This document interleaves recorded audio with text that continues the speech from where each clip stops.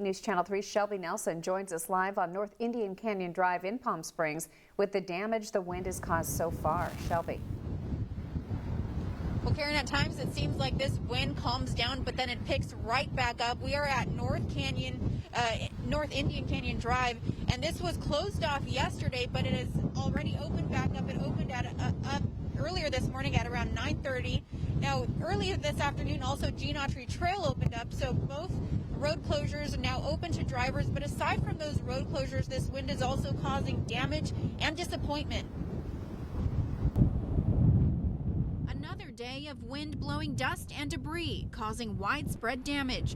On 38th Avenue between Varner Road and Washington Street, this giant power pole leaned in towards the road. The base of the pole snapped, with workers observing the damage and having to close the road to keep drivers away. Typically, there's always trees like this. This landscaper says there's much more cleanup after major wind events. He was working near this tree, completely uprooted by the powerful wind gusts on Indio Boulevard. We just stay away from big trees.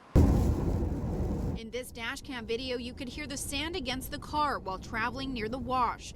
Frightening moments for one man whose big rig overturned. Here it is blocking the connector ramp between Highway 62 and the I-10 West near Whitewater. This Desert X exhibit is drawing in visitors from all over, but as you can see, there's no one here. That's because they're having to turn back at the road closure due to these high winds. It's a little disappointing because we were hoping we came all the way from San Diego. Drivers having to turn back after Gene Autry Trail was closed off at the wash. The location infamous to have low visibility during major wind events, but many out-of-towners weren't aware. Fortunately, we'll be here for a couple of days, so we'll have another chance tomorrow.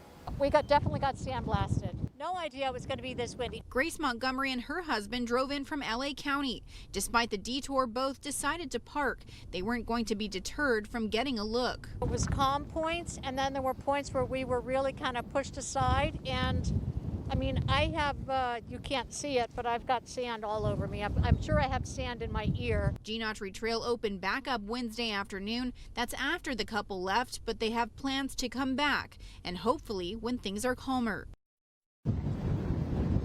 Now, coming up live at 6 here from that driver of the big rig that you saw strewn across the highway, and how he says he compares it to a piece of paper in this wind. But for now, live in Palm Springs, I'm Shelby Nelson, News Channel 3.